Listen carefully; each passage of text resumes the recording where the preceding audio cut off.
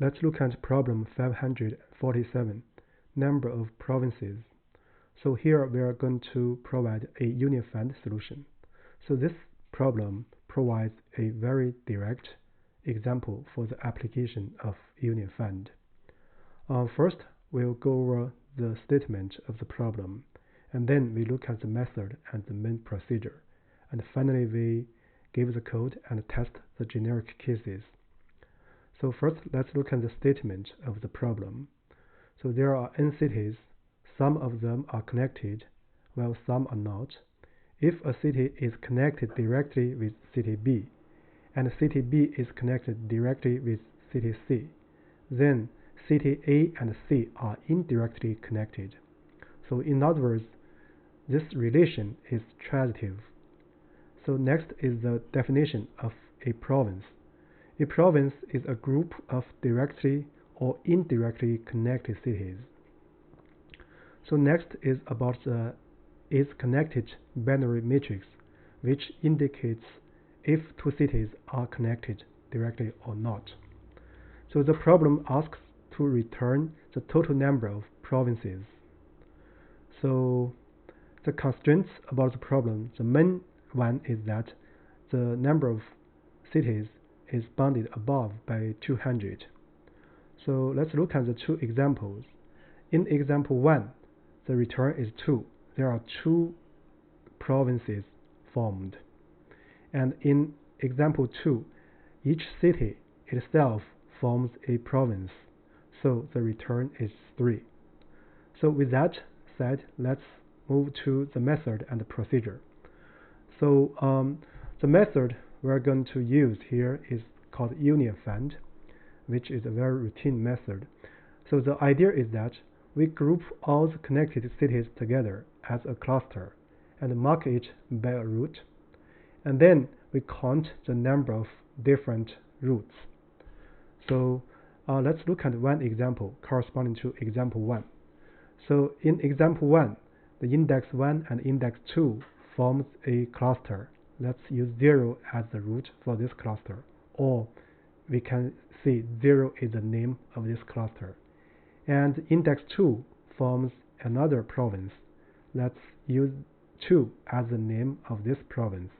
Then, because we have 2 clusters, the return should be 2. So the actual procedure is like this. Making 2 cities with same root has the effect of grouping them together.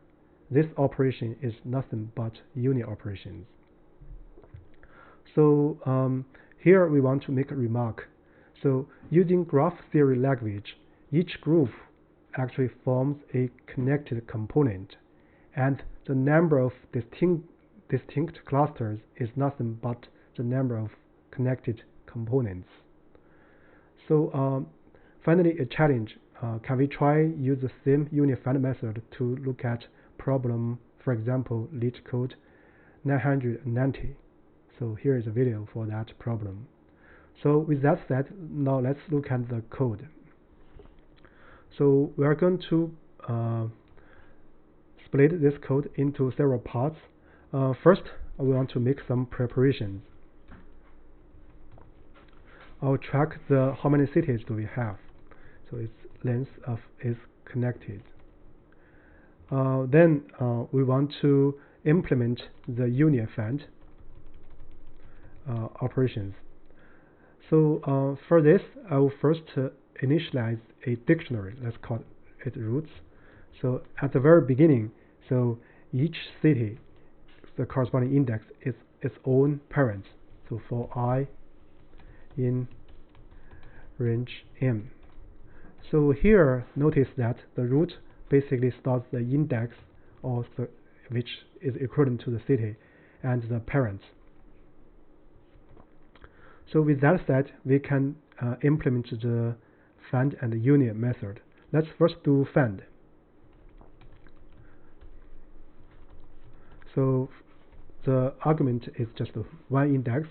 So this actually is a very simple one. So we just return I if I equals its parents. Otherwise, we make a recursive call. We want to find roots I. That's it for the find function. So now let's do the union function. So it takes two arguments.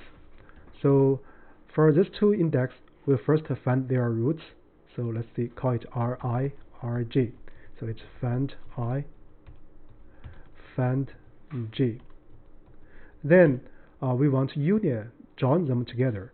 So if Ri does not equals Rj, so we just set by setting the root to make it happen. So let's see, we set Rj, the root equals Ri. That's it about the procedure. So now the problem asks us to return the total number of provinces. In other words, we want to return the number of distinct groups. So for this, we want to implement one function called getComponents. So for this, I'll initialize a dictionary, and then we'll iterate over the roots for key v in roots items. What we want to do is we first find the root of v. So we find v, and then we check if root in d. If not, we're going to set this corresponding value to be the key, single element set. Otherwise, we just update the set by adding key.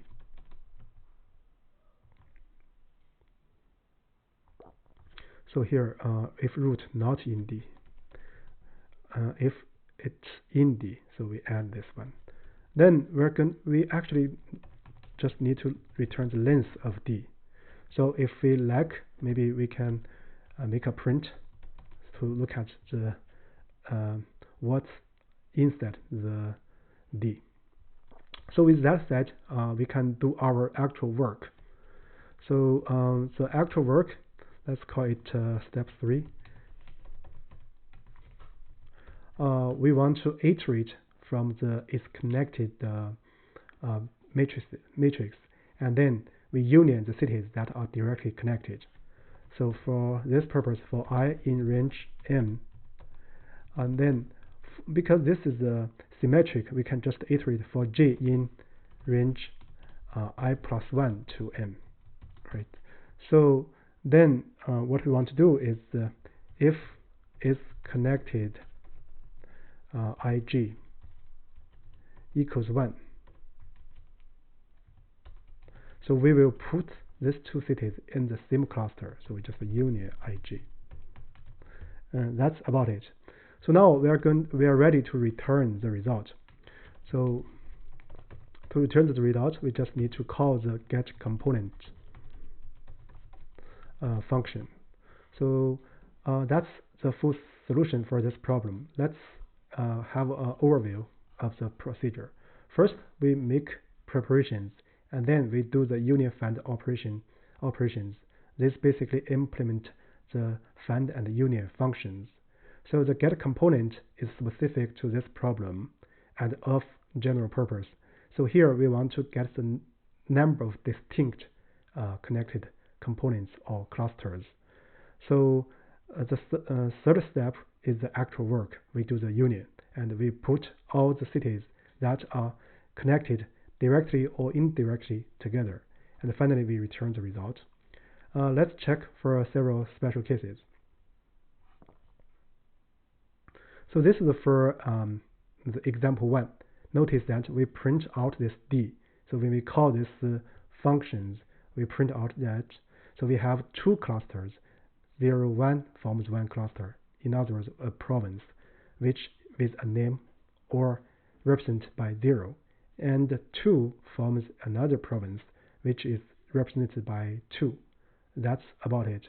So now let's comment out this print and then run it for another example. So example 2, let's see.